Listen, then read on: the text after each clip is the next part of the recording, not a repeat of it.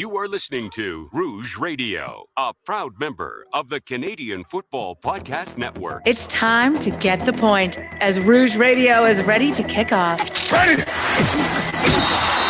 best football talk with the best in the business. So what is the cost? You have 2 first-round picks this year because the Argos are dumb enough to trade for Drew Willie. A few rookies. We go directly to the on-field product. We welcome to the show the 20th overall pick in this past Sunday's CFL draft, DeAndre Wright of the Alouettes. DeAndre, welcome to the show. Thank you, guys. Thank you for having me. And the occasional Hall of Famer. Please welcome Doug Brown, who is one of the members of the current class of 2016 in the CFL Hall of Fame. Doug, thanks for joining us today. Well, thank you, guys, for the kind words and for having me on the program. Rouge Radio is on the air. Here's your hosts, Robert Dalton and Tony Allen.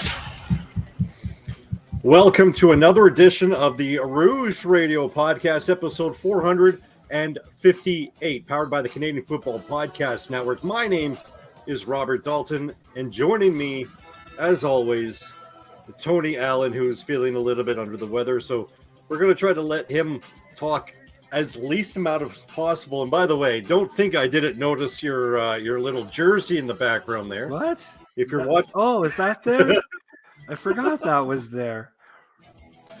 It's again powered by the Canadian Football Podcast Network, and a lot of people are their inquiring minds are like, are we fighting? Because I posted something today on Twitter. 3 years ago today, the Winnipeg Blue Bombers went into Calgary McMahon Stadium to upset the Calgary Stampeders by a score of 33-14. Today, November 10th. 3 years ago, in the Western semifinal, en route to their first Grey Cup in 29 years, which was, I guess, the start of a current dynasty. Your thoughts on that game? Because I remember that was when you decided to become a huge Rider fan. What, right? Was it? Yeah, that was something along those lines. It is funny looking back, though, is because when I think back, it felt like, I don't know if it was so much of an upset, but Calgary and Winnipeg felt pretty on par at the time for that Grey Cup, because I remember going into the Grey Cup thinking it's anyone's game. The Ticats and the Bombers thinking this could be anyone's game. If nothing else, Tiger Cats were a little bit more favored going into that football game. And 3 years ago, that's how it felt, that, the Bombers upset the Tigers. And then it just kicked off 2 more of the most dominant seasons by the Winnipeg Blue Bombers I think any of us can remember over the last however many decades. Like it was an amazing spring form for Bombers football, for it to just take off the way it did. And I can't believe it's been 3 years already. That's insane. Well, there's a pandemic that happened. Yeah, it was like a canceled season. So it's just amazing that, yes, it's 2 seasons since then that I guess combined record was 26 and 6 in 2 seasons. That's almost crazy. Unheard of. Yeah, considering that the 2019 season they were like 11-7, so they lost more games in 2019 than they have the next 2 years combined. That's crazy. That is crazy. Before we touch base with the divisional finals this coming Sunday, it was semifinal Sunday, and before we get there, let's get to our partners at Sports Interaction, SIA.com/Rouge. First deposit will be matched 125% with your first deposit. Of course, Tony and I will tell you, please gamble responsibly, as Tony gets a swig of water as he's soothing his throat and whatnot. Your thoughts, because the Eastern semifinal started off in Montreal. The Montreal Alouettes, their first playoff victory, what seems like forever, as they defeated the Hamilton Tiger Cats 28-17. Your thoughts on that game? Yeah, it was weird. I unfortunately had to work. I work 12-hour days now, so I missed both games. I've made sure to take this weekend off because I don't want to miss it. But yeah, I was actually quite surprised as I was getting my updates when I could get them that Montreal had actually pulled it off. And when I had been peeking in, Montreal was frequently leading. Hamilton was there. I don't know of. I didn't hear any big plays that happened. I feel like there's probably more to this story than you see just by looking at the score. But the fact it's still with an 11-point win over the Hamilton Tiger Cats, I don't feel validated or anything because the Tiger Cats went out like that way, because I was never cheering against Hamilton and I never wanted them to fail. I just saw them as a team that wasn't going to succeed, and their moment in the sun was over. Are you sure about that? Because I could read a text. Hey, Daltz, Yeah. I want Hamilton to lose. Right. Just don't tell anybody. Dot. I'm joking. But they looked like they had rebound. Maybe Dean Evans was coming back into his own. But, I mean, at the end of the day, I guess maybe they were the Tiger Cats I thought they were. And it definitely wasn't the Montreal Alouettes I was expecting. Even at home, I would not have expected that Alouettes team to be the one that, took charge and ran away with the East semifinal. But they did. I actually like, as much as a Battle of Ontario would have been nice in an East final, I like that. I like this upcoming Montreal-Toronto East final. And to me, despite the little bit of push that Hamilton had at the end, they won games they needed to, but they also got the help they needed as well. To me, a Montreal-Toronto East final just feels more appropriate than Hamilton doing all the legwork at the end, and then boom, now they're in an East final. I think, to me, it feels that's the way. These are the two teams that belong in the East final. And you mentioned that doing the legwork at the end. It's like I felt Toronto coasted throughout the year almost. I mean, I know that I'm taking away. It might have come across as like massive disrespect to the Argos and their fans and the players and the coaching staff, but it just feels like they did. They were so inconsistent throughout the whole season, and they just completely relied on the fact that they played a helpless Tiger Cat squad throughout the 4 times in like 5 weeks.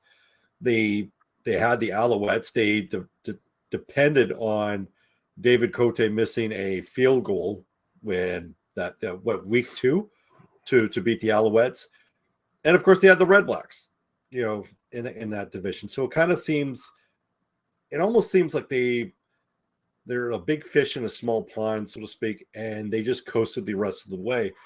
Whereas with Montreal, I don't agree with the move, but they felt that they needed to make the move on the sideline with the cannon of Gary Jones and then Danny Machocha taking over. They still haven't gotten that discipline issue taken, but you feel that these two teams are the top 2 teams of the East because they deserve to be there. Montreal recognized the flaw, or what they thought was a flaw, whereas Hamilton didn't really do anything. They made a trade where they sent Alden Darby to Winnipeg for Cedric Wilcox III. And they got Seth Moll as a field goal kicker, which seems to be it's paying dividends. But it's not like it's almost like they didn't take the race to the playoffs seriously until, holy crap, Saskatchewan only needs to win 2 games to solidify, and it's okay. Let's start getting. And of course, Ottawa was Ottawa. So it's like last year where Hamilton just kind of like just turned a corner. This year, it was kind of like they were looking at the calendar and are like, holy crap, we slept in for the first 18 weeks or 15 weeks, and we got to take this seriously. And and the end result is the top 2 teams that that finished in the top 2 in the standings in the East are vying for the East, and it's almost kind of like perfect, almost, so to speak. But I guess Western semifinal in BC. The BC Lions winning that game against the Calgary Stampeders by a score of 30-16. And one thing that we can say that we can confirm is Bo Levi Mitchell has pretty much played his last game as a Calgary Stampeder. You didn't watch that game, but did you get the sense that Bo Levi Mitchell coming into the game, Calgary could have made that comeback? No. I mean, BC was on prevent mode then, just kind of secure the win mode. It looked better than it was, but I don't think Bo Levi Mitchell was going in against a BC Lions team that was scrambling to defend against him. think they went in again. He got a Lions team that took its foot off the gas, kind of put it in cruise. They weren't going to cause a lot of trouble for Bo, but I don't think they were afraid of him either. And it looked nice. We all had this emotional, oh, look at, if we would have started Bo, it would have been a different outcome. And I don't think it would have been. There was a lot of sloppy football at the beginning from what I was tracking. A lot of missed chances in the red zone for both teams. And as much as I love Bo Levi Mitchell, the reason he kind of lost his job as well is he wasn't getting into the end zone in the red zone either. So I don't think it's a different result. I think BC was the clear-cut winners. I was a little surprised. I'm not going to lie. I didn't think Nathan Rourke could come back and orchestrate a win. And from what I hear, he wasn't 100%, but clearly even a Nathan Rourke operating at 75%, we'll say, was still efficient enough to pull off the win. I think even my tweet, when I conceded that the BC Lions were going to do it and seeing another couple more touchdowns, even if they are short yardage touchdowns for Rourke, was just, like Thanos, Rourke is inevitable.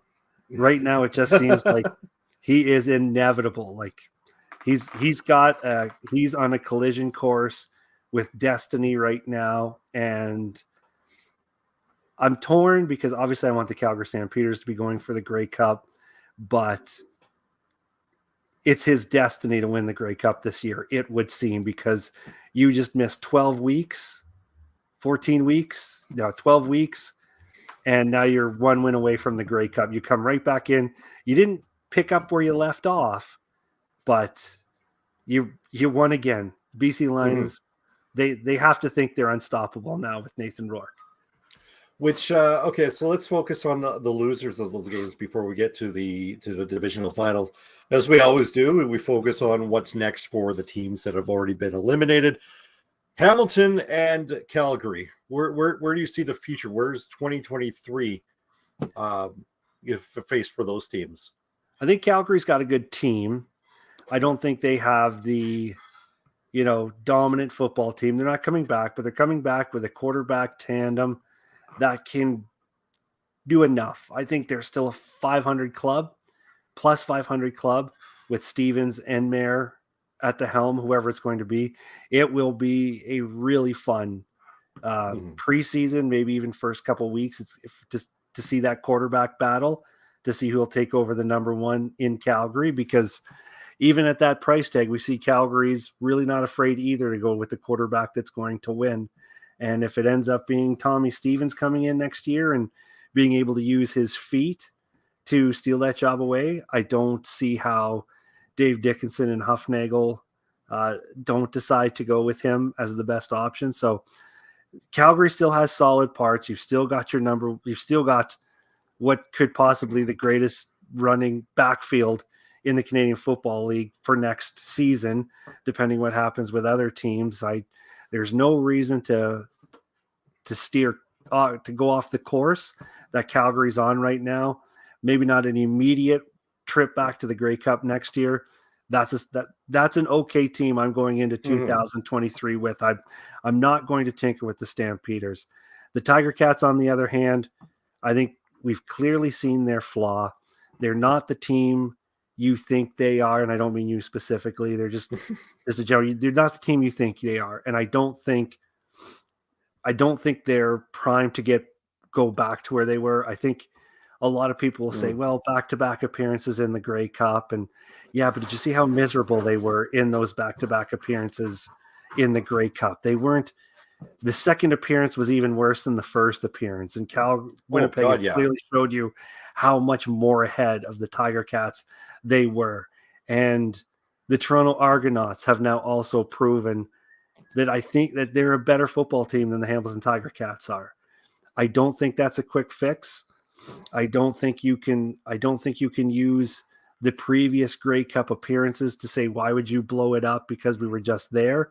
I think you blow it up because you can see the regression since that first Grey Cup appearance when unless I'm forgetting incorrectly, that happens when you get to my age. You don't remember as well, but it feels like the Tiger Cats were the favorite going into that Grey Cup, to the underdogs going into the Grey Cup, I had called them not even a playoff team. They beat me on that one because Ottawa ended up being worse than I thought they were. But even if Ottawa had maybe if Jeremiah Masoli had stayed healthy for the Ottawa Red Blacks, maybe my prediction that the Tiger Cats weren't even a playoff team could have come to fruition. So I think that's a Tiger Cat team that needs to rethink its game plan, maybe reset and try again in a couple of years. I don't think you're going to tweak because you have been tweaking. You've made a decision on the quarterback. I don't think it was the right one. And now your regression is coming in. I'm not going to take this team at face value for a semi-run they made at the end of the season in regards to an overall picture of what they've done the last 3 years. Yeah, it's funny you mentioned the word regression because when I last time I used the term regression, I used it for the Saskatchewan Roughriders, which is apropos because both those teams have kind of been, both those teams went to back-to-back something. The Tiger Cats went to back-to-back Grey Cups, the Riders back-to-back Western Finals. And both those fan bases used that as a reason to not blow it up. But the difference is with Saskatchewan, I think I'm catching what you have right now. All of a sudden I got the stuffy nose. With Saskatchewan, that regression, you could see it a mile away. Like you could see it happening. And when they didn't do anything with their offense and their offensive line last season or last offseason, you could kind of see, okay, well, that's where they're going to go. If they don't do this, this is where it's going to go. I didn't think it was going to be, it took a nosedive at a certain point, but you could see it happening. Whereas with the Hamilton Tiger Cats, you're like, okay, let's wait and see on this time. And then all of a sudden they were just kind of like, they took a very algebraic nosedive, geometrical nosedive. Like, so anybody with a graph that could, create these graphs, something like that, you can just see that nosedive. It just came out of nowhere to me. I mean, you could see it, you could kind of see it, but you're kind of anticipating it to be turned around at some point. But it took a massive nosedive. Yeah. And I'm not going to say full blow up in Hamilton, but that major core needs to be retooled. And I just don't know where to start. And I think Simone Lawrence probably is the first way to go. I had questions about him going into last season. Him, Brandon Banks, Chris Van Zyl. I said, hey, two of those three need to be gone. And they did away with Brandon Banks. And then Chris Van Zyl was injured. Same with Simone Lawrence. And when they were playing, neither one of them were providing any kind of leadership or productivity to lead that team to a win. So those are my first things. Your offensive line, your running game is okay. You got Wes Hills. Let's see what he can do with training camp. Okay, I like that. Sean Thomas Erlington. What do you got behind center? Are you really, if you're full on behind Dane Evans, you need to really get him a couple of receivers, more receivers, because that receiving group just wasn't cutting it. They weren't bad. They just weren't, outside of Tim White making some ridiculous grabs, and we'll see if Braylon Addison comes back. But even when he was playing, it just wasn't happening. With Calgary, they'll be fine. They'll probably go to their 18th straight playoff or whatever active record they have. I sent out a tweet saying that they need to change something with how they operate. And I think some people took it the wrong way. What I meant by that is their current scheme, because they haven't won a playoff game since the 2018 Grey Cup. And it almost seems like that's 4 years ago. It almost seems like an eternity sometime, especially when you have a maximum 3 playoff games to play. And what I meant by that tweet was, and when something that's the same thing I said in the last offseason, I expect what Calgary should is dive into the free agent pool a little bit more. Collect that guy. Don't be afraid to spend that money on the guy that you have CFL experience that could solidify a hole or weakness that you feel that you have. what Dave Dickinson and John Hufnagel, and they've proven us wrong, not so much in the last couple of years, whereas, they've recruited guys who have shown that they could play, but maybe not stick for an 18-game schedule and throughout the playoffs. And I'm talking about guys like Titus Wall, Jonathan Moxley. I'm trying to think of other names that are just flowing off the top on the defensive side. I think you could still recruit just like you have been, but I think they need to steer their I guess scouting and gear it more towards free agency, because Calgary's still got the tight locker room. They still got the structure. They're just not getting it done, and they're relying more on youth, and there's not a proper mix of that youth and veteran that you like to see, and that free agency would probably kind of tie that together. But I mean, who am I? I haven't coached or played any professional games, whereas John Hufnagel and Dave Dickinson have a plethora of awards and achievements. So as an outsider, that's my retooling, is for them to go more for free agency than to rely on their U.S. scouting availability. Well, this is the first time, I think, in lots of years where I don't remember Hufnagel just being able to go to his box of tricks and throw another receiver out there and continuing to have the best receiving core in the Canadian Football League. It always felt like the big thing about the Calgary Stampeders is who cares about receivers coming and going. Hufnagel seems to have this endless supply of top-notch receivers that just come in, slot in, and the Calgary Stampeders just continue to have the best weapon arsenal of receivers in the Canadian Football League. And it didn't feel like we had that this year. And like you were saying, maybe it is time for Hufnagel to kind of swallow the pride a little bit. He's always has prided himself on being able to find replacements instead of filling holes with free agencies. And it's possible, this is the off season where whoever's able to sit Hufnagel down and say, listen, go out and buy some guys. Don't be too proud. Fill the holes the way you need to, and don't be afraid to go out and buy some pieces instead of thinking you can just scout them because you've been able to do it in the past. Yeah. I think you put it perfectly. It's that pride, right? He needs to swallow the pride. And on that note, let's go to the games that matter, and we'll start in the East. The Toronto Argonauts host the Montreal Alouettes. The Argonauts favored by 3.5 points, so that's at least 3 points for being the home team with that extra week bye. The over-under set at 48 points. Where do you see this one going? I don't know. I want to pick this one as a free-for-all. I feel like this is flip a coin on this one. All of my better judgment tells me to take the Toronto Argonauts in this one. I feel they were, even with the consistencies, they were the class of the East, whatever that's worth, to use that term as being the class of the East. But even when they'd falter, even when they used, last minute missed field goals or whatever it was, they always found no matter how goofy it was or accidental, they were always on the correct side of it, it seemed. Sometimes they made some stupid stuff. I'm not completely letting them off the hook, and you don't need to bombard me with a but. I understand that. However, they still more often than not seem to come out on the better end of a quirky play or a missed something. And everything feels like Toronto is the better football club going in here. Last week proved that this Montreal Alouettes team has some fight in it and has the pride, and they actually have a pretty experienced coach in Danny Machocha to guide them right now. And he's been there.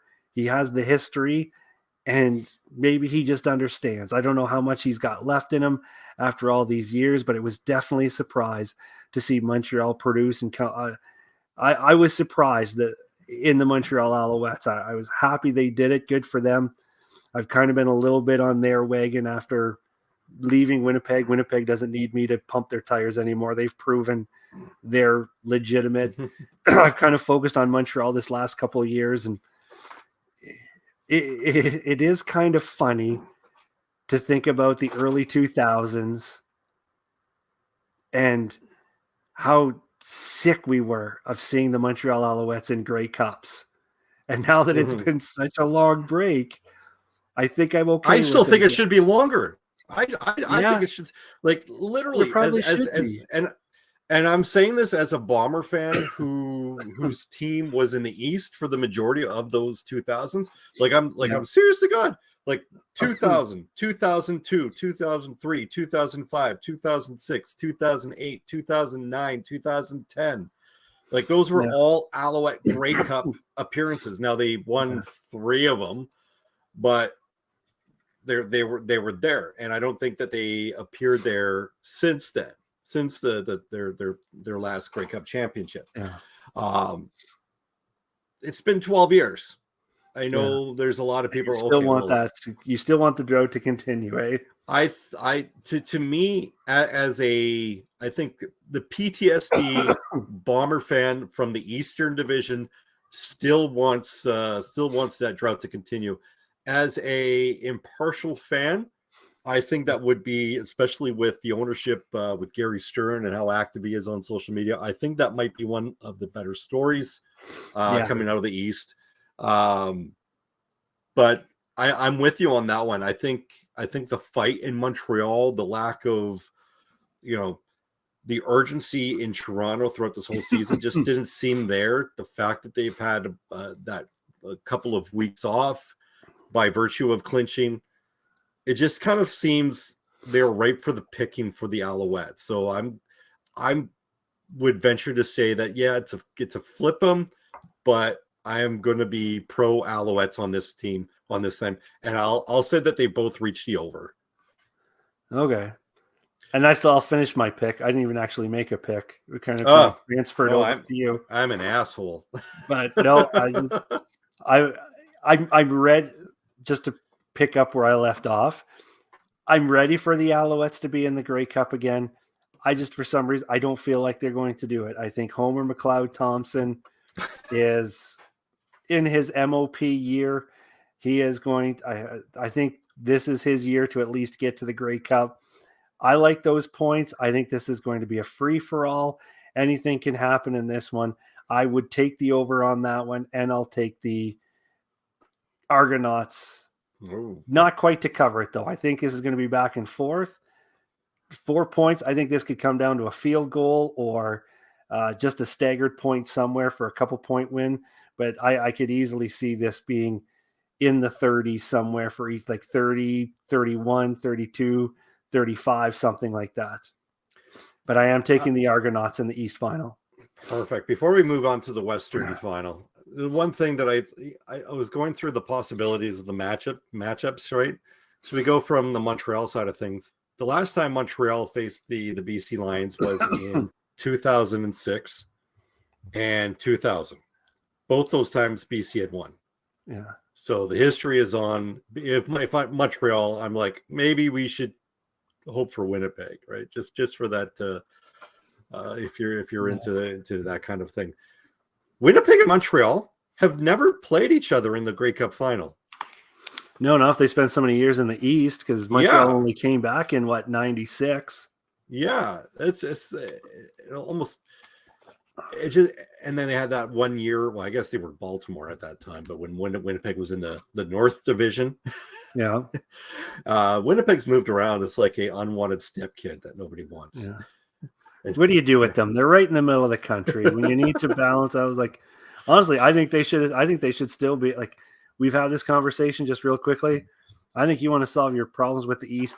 Put Winnipeg back out there. Put Winnipeg back in the East, and all of a sudden, the West crossover doesn't quite seem like a big possibility. But anyways, that's for another day. The West crossover might still happen because Winnipeg at this current juncture of their organization, they might actually legitimately go 18-0 if they were in the East. Yeah, if they're in the East. I mean, I'm not take away their games against the West, and yeah. It's a possibility. Anyway, then of course you get Toronto, Winnipeg, who played a bunch of times in the 40s and 50s, I believe. But BC and Toronto, last time they played was 2004. I believe the Tragically Hip were the in Ottawa. halftime show. Yeah. Yeah, that was BC. Casey Printers didn't get the start, right? That was the big controversy. That was his MOP year. Dave Dickinson started. Yeah. Brutal. And Dave Dickinson, was that the year Dave Dickinson got Grey Cup MOP despite the fact that he was not on the field for a single point scored? That was 2 years. That was 2 years later in Winnipeg against the Alouettes. Yeah. Buck Pierce, I believe. And the thing is, it's like, that's I'm going to open up a can of worms here that might derail the whole show. To me, Dave Dickinson has been the CFL's greatest fraud his entire career. To me, he has been the biggest fraud to ever go through the Canadian Football League. No, as a player, and a coach. Okay. He rode the coattails of Jeff Garcia. Garcia won the Grey Cup on a dominant Stampeders team in '98. He went to the NFL, and Dave Dickinson was just as good, but he fell flat on his face. And then he never took the Calgary Stampeders to a Grey Cup victory, but he had Wally Buono coaching, and Wally Buono could put together great football teams. And what happened when Wally Buono left the Stampeders?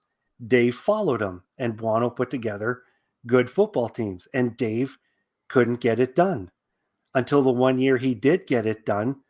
And they were so desperate to make Dave Dickinson look like he was one of the greatest quarterbacks in the CFL at the time. They gave him an MOP in a Grey Cup where he wasn't on the field for a single point scored, but he somehow won the MOP because we needed to push Dave Dickinson's greatness. And then he takes over for a John Hufnagel team. John Hufnagel can put football clubs together. So he comes in the next year when Hufnagel and the Stampeders win the Grey Cup because Hufnagel's brought in Bo Levi Mitchell. Bo Levi Mitchell is just absolutely annihilating the Canadian Football League on a team that had been put together by John Hufnagel. And as the years of Jeff of Huff not being on the sideline, suddenly the Calgary Stampeders start to decline. They're not winning Grey Cups anymore. Now they're not winning playoff games anymore. Now they're not hosting playoff games anymore. Dave Dickinson's whole career has been riding the coattails of someone great until it runs out, and then people somehow act surprised that Dave Dickinson isn't getting it done anymore. I'm sorry.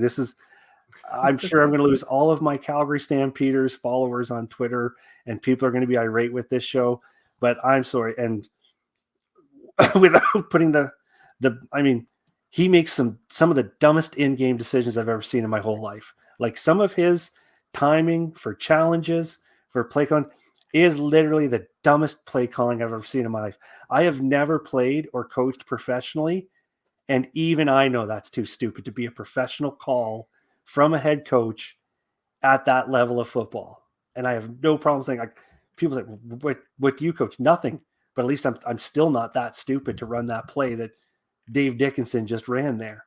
But that's my so only because it came up again about Dave Dickinson being in Grey Cups, and that was the trigger and the breaking point. And I already started thinking about it when we talked about the Calgary Stampeders getting eliminated. If you truthfully want to know what I think of the Calgary Stampeders going forward, think about replacing Dave Dickinson or getting him more help at the head coaching position where he doesn't have to make too much, because I believe he calls the offense and coaches. Get him an offensive coordinator because he can't do it. I was looking at the box score for that game. Dave Dickinson in that Grey Cup, 18 of 29 for 184 yards, no touchdowns, no interceptions. His counterpart, Anthony Calvillo, 20 of 41 for 234 yards, no touchdowns, no interceptions. It seemed like this was it wasn't a good football game. No, it wasn't. I remember being on the field. But I think it was the running back that had the points. I'm like, Rod Smart. Smart, I believe, was the guy. I'm looking up the statistics for running. 161 yards rushing total Yeah. And for Smart, he had 32 of them. Dickinson had 53. Joe Smith had 72 yards. Jarius Jackson had a couple. I mean, back then, Buck Pierce ran for a couple. It just seems like, yeah, you don't know. You're right. It's like it was such a bad football game that I think completion percentage, the amount of yards per side, they had no choice. They're like, okay, we got to give it to a quarterback. It was kind of like that game. Actually, was another Grey Cup in Winnipeg, the 100. What was the game? Whatever. Edmonton and I forget even who got the MOP or the MVP of that game between Ottawa and Edmonton, but I feel they gave the most outstanding Canadian to Shamad Chambers for that game because he had a touchdown. Yeah, but he had like 3 yards receiving or something ridiculous. Like Yeah. It was such a bad game. So they just looked for. We're getting way off track. yeah. We here. should be talking BC Winnipeg. This is Yeah. This is probably This isn't just the marquee game of the weekend. It's the marquee game of the year. It may be the marquee game of the last 20 years of football in the Canadian Football League. I can't even properly overemphasize with the magnitude of this football game. I can't remember more storylines, bigger storylines, and the magnitude of what each storyline coming to fruition means on the last 40 years of football in Canada. Yeah, no, there's a lot of history going into this game. The Winnipeg Blue Bombers host the BC Lions in the Western Final. Bombers favored by four points. This may change depending on how it is crazy snowing right now. I know BC Lions are their Twitter account is having fun and just saying, hey, we're enjoying the Winnipeg weather right now, and just they're posting sunny days. It's crazy. Like that weather, assuming that it stays the same as it is going to be crazy, completely different than whatever you're going to see in any kind of domed weather in BC place. But the over is set at 49.5. I'm going to say that these two offenses have what it takes to go over that pretty early. If early seasons are any indication, heavy on the run game, I would venture to say, and we are going to find out if Nathan Rourke with that injury in the cold weather is going to come up, because he is going to get tested early and often. Where do you see this one going? Well, weather's the great equalizer. I wouldn't touch that over with a 40-foot pole in a Winnipeg weather. And all I can think of is the Toronto Calgary Grey Cup, where I was ready to bet my fortune on the Calgary Stampeders. Then I turned on the TV and saw the snow and was like, son of a bitch. Because anything can happen when it is the great equalizer, snow, in a Grey Cup playoff game. And if it's snowing, throw everything out the window. However, I'm not touching the over on that one. If it comes down to cold, Nathan Rourke isn't a robot. He might be a trooper. He might be a winner. His leg wasn't ready. His ankle, whatever it was not fully ready for that football game. And he had the luxury of being indoors. And if he loses his pass game, how can he scramble with how uncomfortable it's going to be in that temperature? And if all the Bombers have to do is just pound that offensive line and keep Rourke from throwing the football, I think they've got the best opportunity. I so want this to be Nathan Rourke's coming out party in the Canadian Football League, his Russ Jackson moment, the history of the potential of a Canadian quarterback going to the Grey Cup. Like we've been waiting since the 70s for this to happen. Like That's why I say I cannot emphasize the magnitude of what is happening, is that we could be witnessing another Russ Jackson in the making.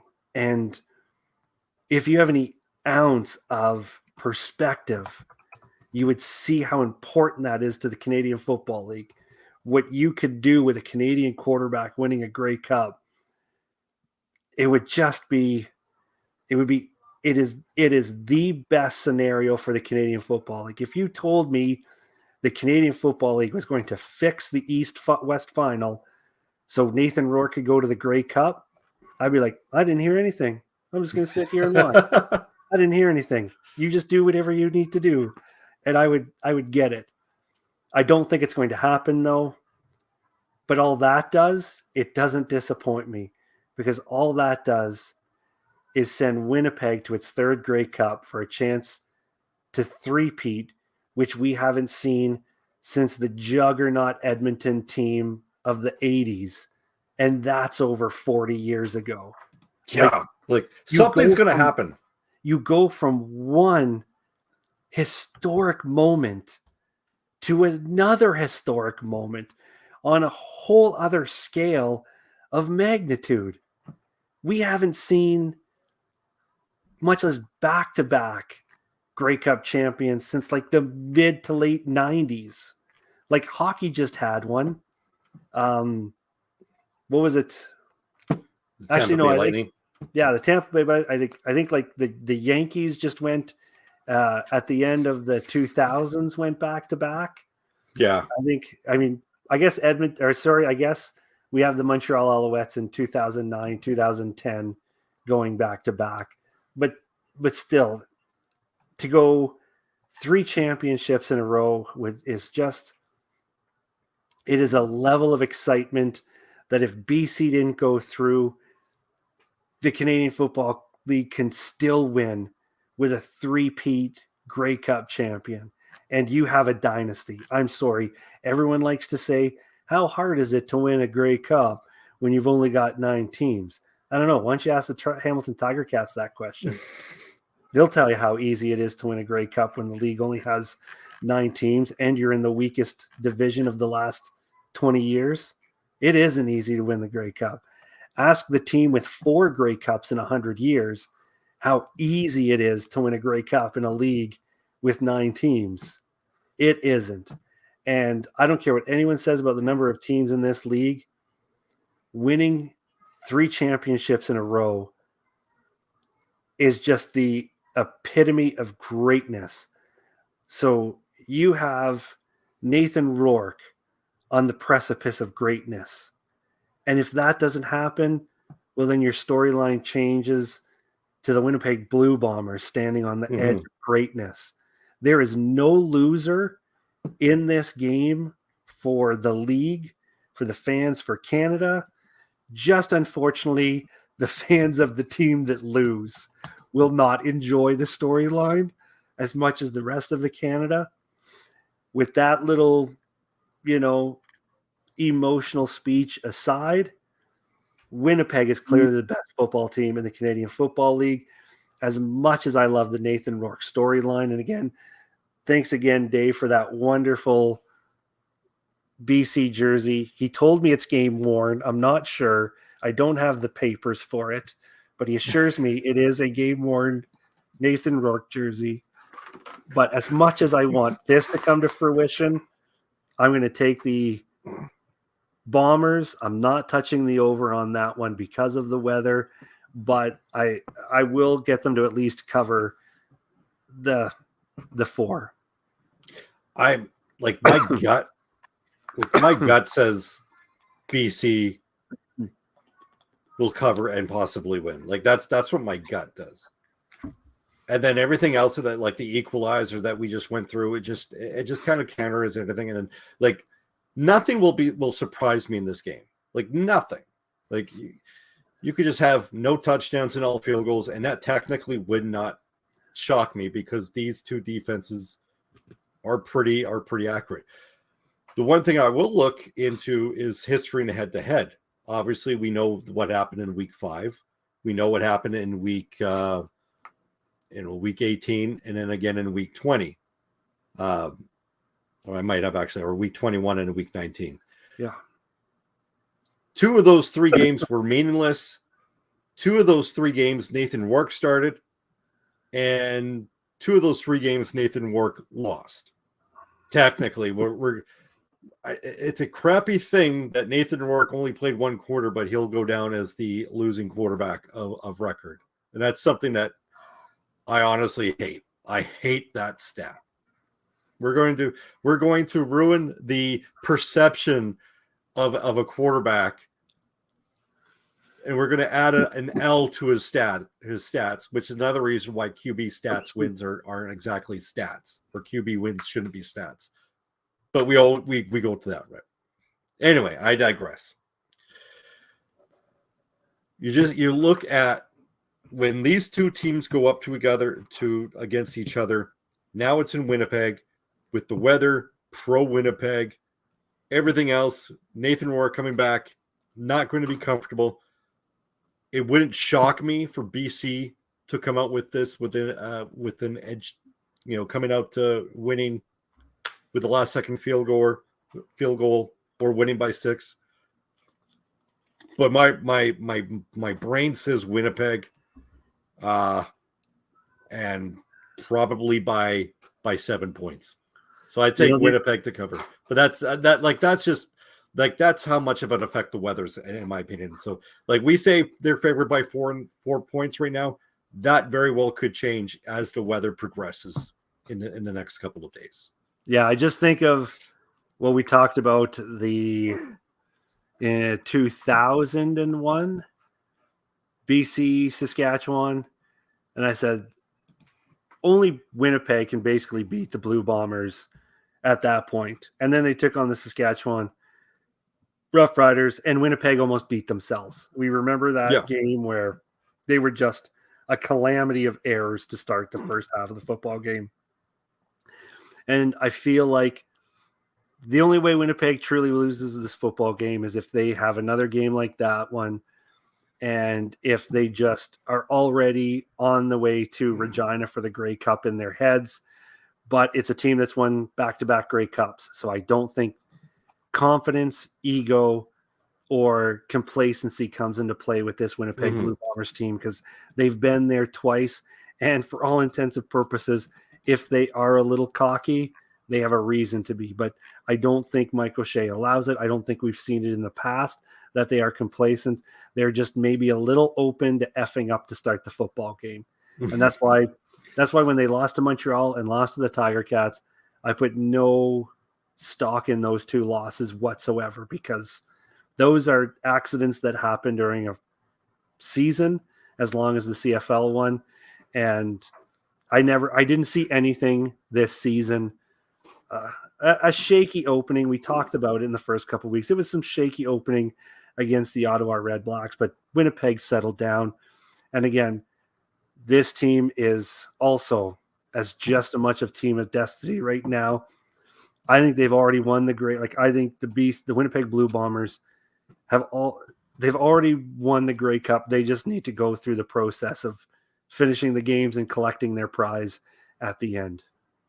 Yeah, and you mentioned that they settled down, and I completely agree with you. When the first couple of weeks started and they started out 4-0, 5-0, it's like, okay, this is not exactly a juggernaut that we're witnessing. This is a team that if they play like this, continuing, there's going to be an L or there's going to be a 1 or 2 under the L column pretty soon. And then all of a sudden they discovered their running game.